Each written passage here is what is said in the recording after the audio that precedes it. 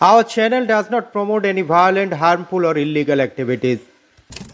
18ই August মালদায় পালিত হয় স্বাধীনতা দিবস। কেননা 1947 সালের 15ই আগস্ট ভারতবর্ষ স্বাধীন হলেও সেদিন স্বাধীনতা পায়নি মালদা। কারণ বর্তমান মালদা জেলা সে সময় পূর্ব পাকিস্তান অর্থাৎ বর্তমানে বাংলাদেশের অন্তর্ভুক্ত ছিল। মালদায় উড়েছিল পাকিস্তানের পতাকা। এর বিরুদ্ধে জেলা জুড়ে শুরু হয় রক্তক্ষয়ী সংগ্রাম। মালদা জেলাকে ভারতের সঙ্গে যুক্ত করার দাবিতে চলে সেই আন্দোলন। শেষ পর্যন্ত 1947 সালের 18ই আগস্ট মালদা জেলাকে ভারতের অন্তর্ভুক্ত বলে ঘোষণা করা হয়। শুধু তাই নয়, 18ই আগস্ট মালদায় পাকিস্তানের পতাকা নামিয়ে সরকারিভাবে তোলা হয় ভারতের তেরঙ্গা। সেই থেকে 15ই আগস্টের পাশাপাশি 18ই আগস্ট মালদায় পালিত হয় প্রকৃত স্বাধীনতা দিবস।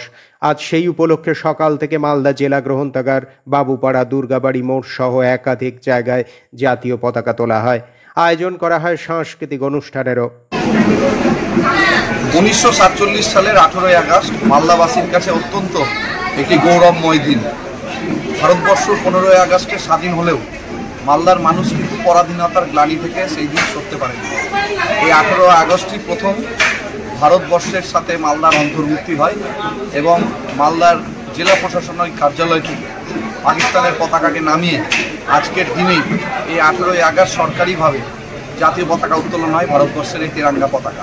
তাই আজকের এই দিনটিকে স্মরণ করে প্রতি বছরই জেলা গ্রন্থাগারে মালদা জেলা সাংস্কৃতিক পরিচালনা কমিটির উদ্যোগে এই দিনটি বিশেষভাবে উদযাপিত হয়।